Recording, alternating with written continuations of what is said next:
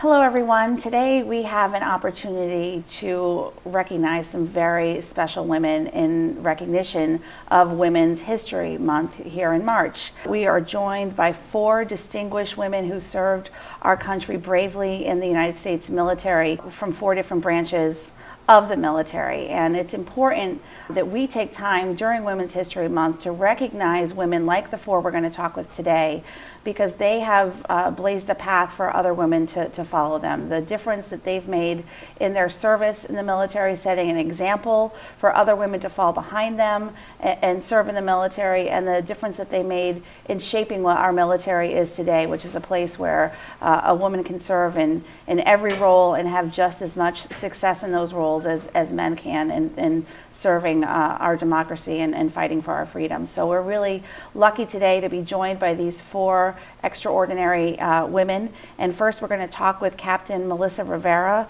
of the United States Coast Guard and Sergeant Major Jamie DiPaola from the United States Marine Corps.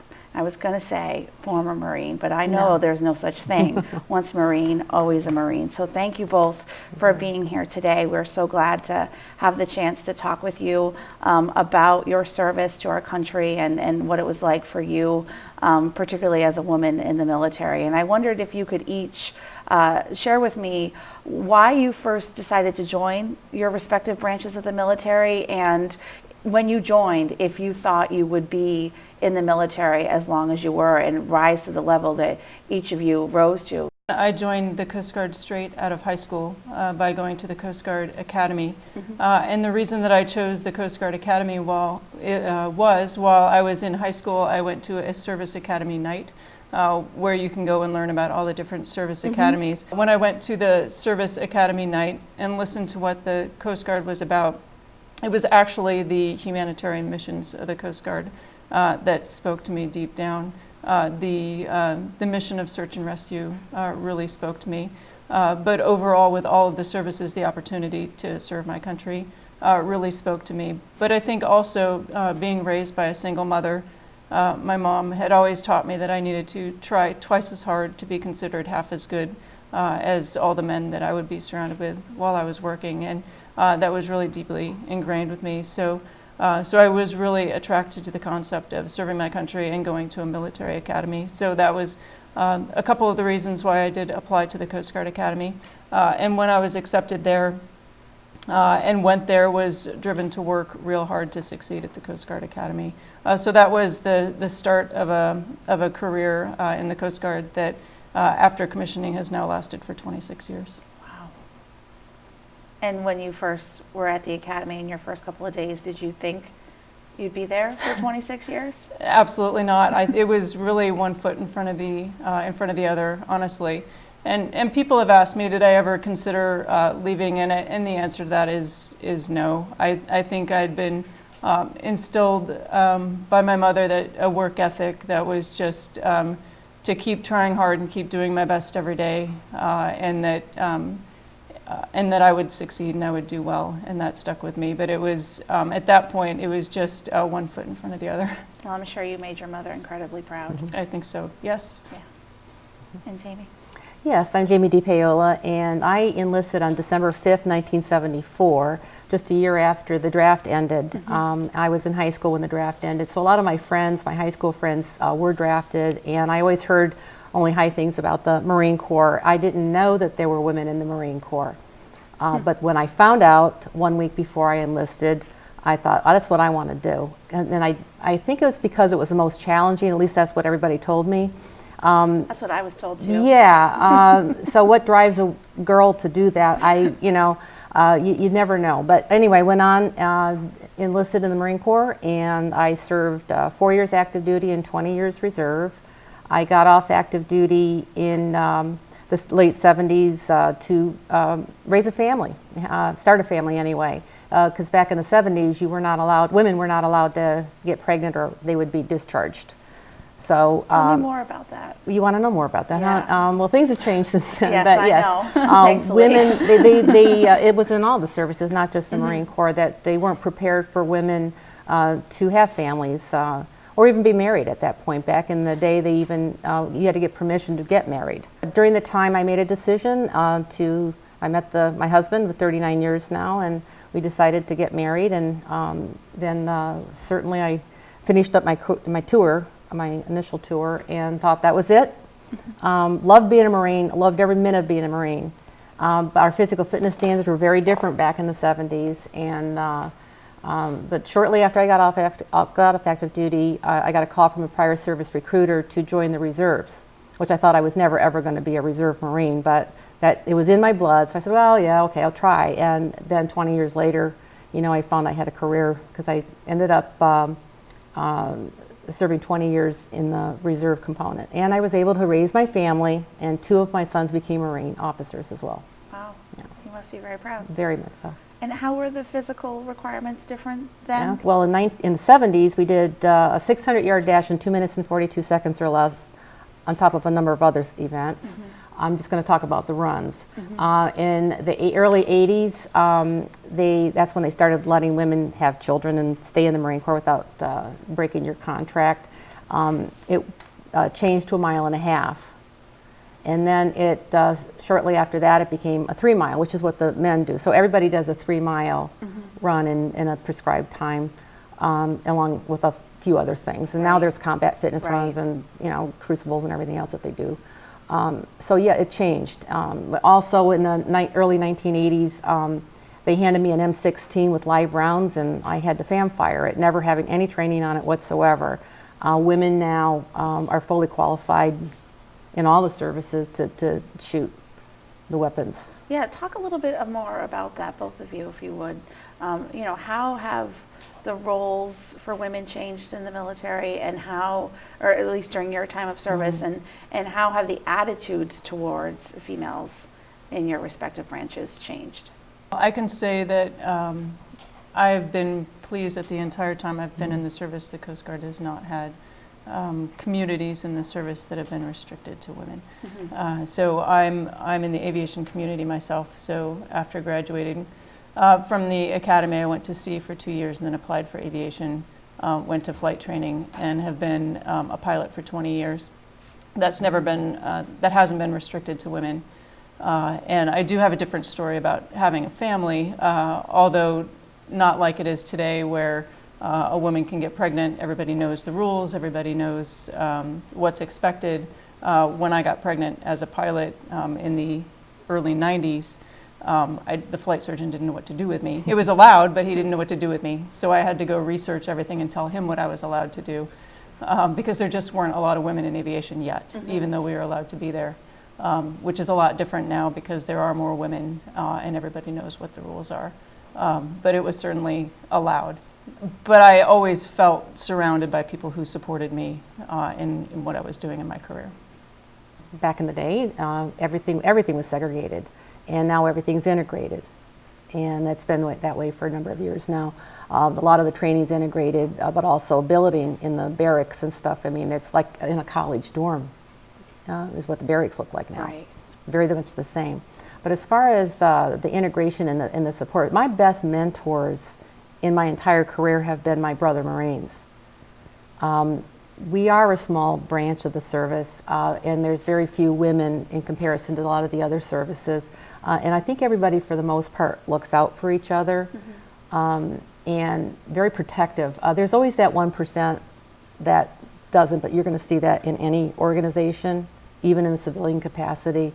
There's always, somebody that is going to, misstep and mess everybody up. But I do say I have the highest respect for my brother Marines, and they've been my best mentors my entire career, and my best friends to this day.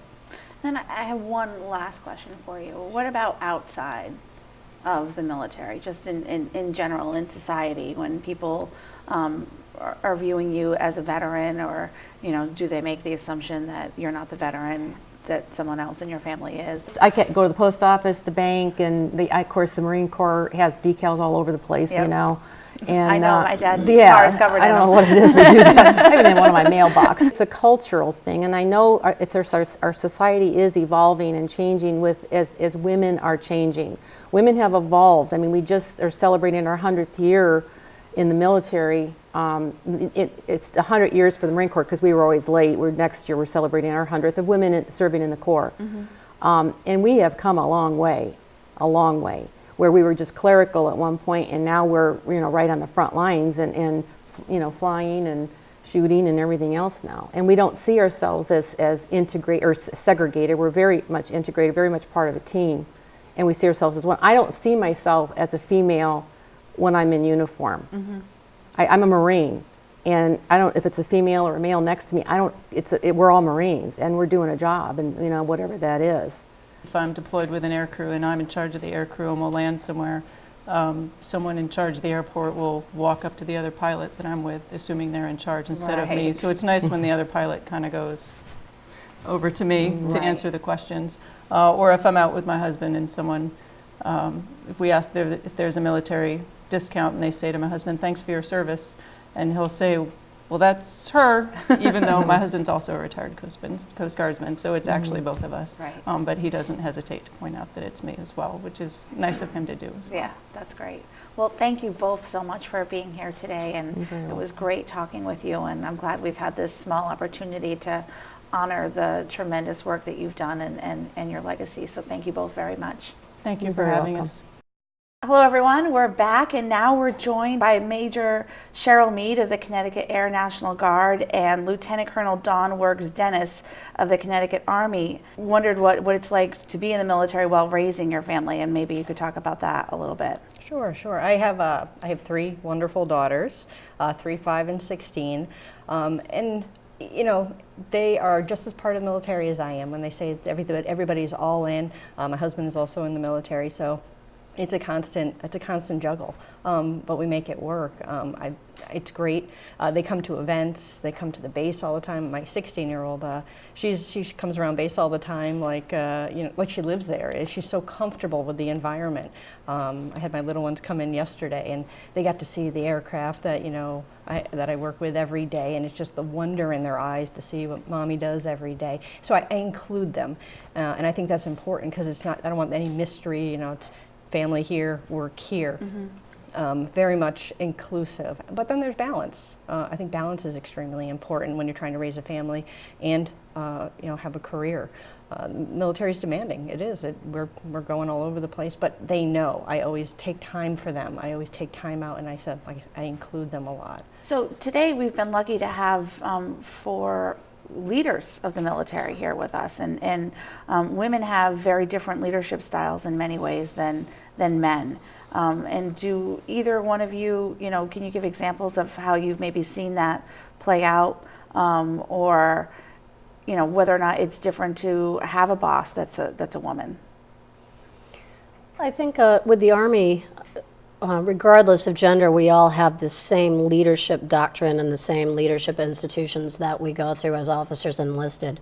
So the leadership traits that we're taught and the Army values that we're taught are universal to both men and women. So I wouldn't say that there's anything specific that we're taught differently or bring to the table differently. For me, I have a master's social work. So there's a very specific set of skills that I bring to my leadership and my caring for people based on that social work background. So I know that for me, in my 20-year career has really, I think, made me more approachable for sensitive issues that, not necessarily because I'm a woman, but because of the approachability. I certainly know just as many men in the institution that are also equally approachable and very, very kind and confidential. So I wouldn't say that there's many differences in the doctrine that we're taught, and it's very universal. We go through our military academies together, side by side, so that's good because it also provides consistency in leadership and leadership expectations for both genders coming up. We're all taught the same and follow the same doctrine, but different, like I said, different philosophies in how we lead. Maybe a little bit of, just approachability. That's a big key, especially nowadays, things that you see, times are tough. When you have that availability and people know that you care about them, they are willing to come to you, and you can solve issues or help, put them on the right course. There's so many avenues out there nowadays to get people things that they need. I said, so that's very important with the approachability. We were talking earlier about recruiting people to join. the military, and women still at this point make up less than 20% of all branches of the military. Why do you think it's so difficult to get more young women to join? I'd say maybe awareness, and maybe a little interpretation towards maybe I'm not.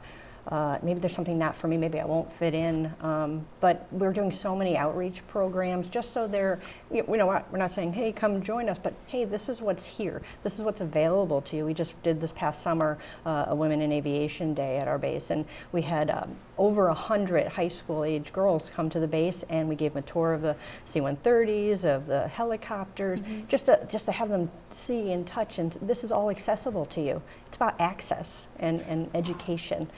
And they were phenomenal. They were so excited to see us there and just kind of mentor them through, and gave them, if you want to call us on the outside, you want to come up for another look.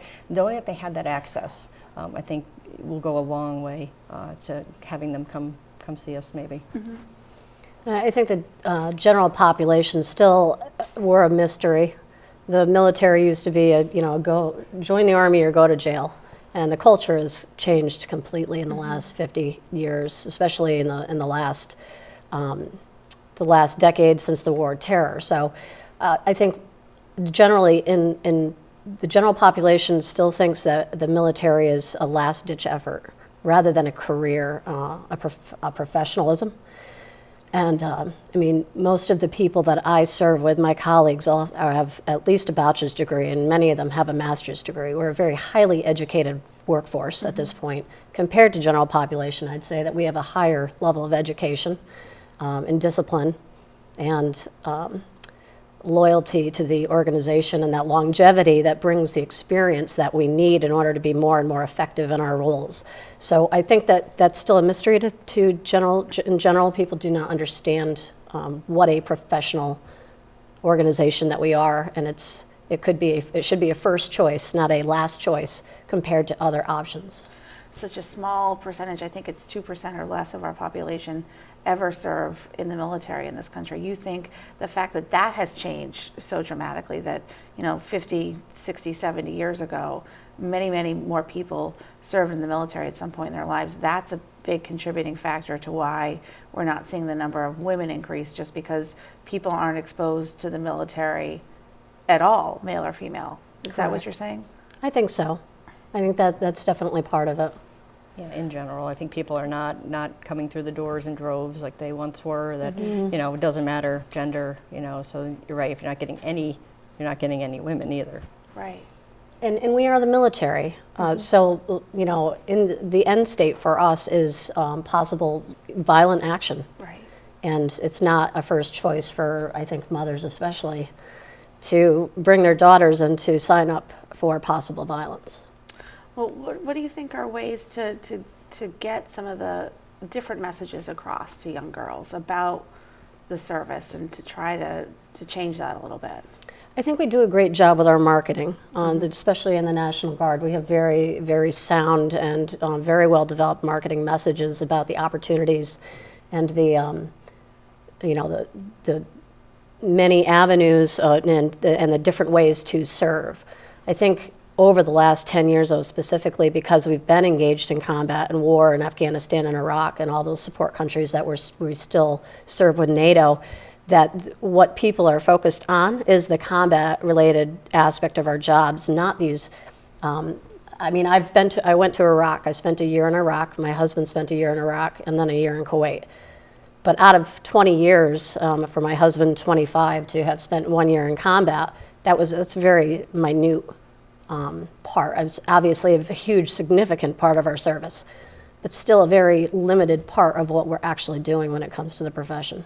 It's kind of a juggling act with both of us being in the service, and I deployed first in 2003 to 2004, and then he went 2006 to 2007, then again 2013 to 14.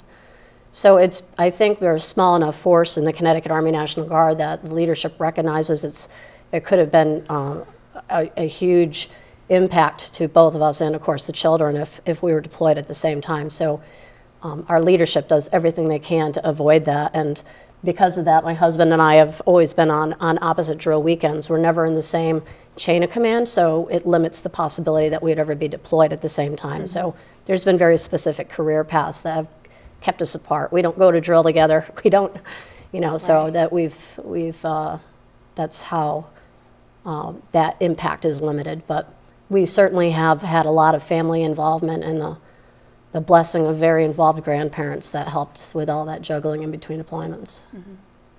There's consistent training in your experiences in the National Guard that puts people in leadership roles where they have similar skill sets, and maybe there isn't that variation between a man versus a woman, or nobody treats you differently because you happen to be a female leader. But have you ever faced any resistance where you knew it was probably just because of your gender, or did you have to convince them in a different sort of way to do what you were saying? Not specifically, but you're right. There's hesitation sometimes, and most of the times, in my experience, I've seen, like I said, we're just recently going to a career field that I had no prior experience in. Now to become a commander, there was definitely some, is she qualified? Is she going to lead us to where we need to be? But once you get in there and you show them that leadership skill set, everything fell right back into place. And as someone said earlier, having mentors. I mean, I have mentors all along the way that have, showed the way and opened doors, which, has helped, get there. What kind of mentors? Tell me about those mentors. I've had a couple male mentors that were phenomenal. Didn't look at me like, when people say, well, you're a woman. Like, yeah, so they really saw the diversity and what it brings to an organization. Because truly, organizations show statistically that you have a mixed gender organization is going to succeed, or is going to strive, result better. So, they saw that, they saw the potential, and they just showed opportunities that kind of opened the door and gave you that support. I've certainly run into stubborn people in my career, but I had a different experience when I went to Iraq in 2003. I was a lieutenant, so I'd only been in the service for 5 years, but coming back from the war, there was almost an instant credibility or legitimacy to my authority as a female officer. So it was, I never really had anybody challenge that since, except for a couple stubborn people that were just as stubborn across the board. So it's been interesting, because I think my generation, and coming in since '97 and since the war started, being one of the first to deploy and go over and be in combat as a female, brought me a whole new set of experiences back with me that my peers, colleagues, males, females did not have. So I think I know that's odd, but it gave me, like I said, some credibility right out the gate in my career. That's great. Yes.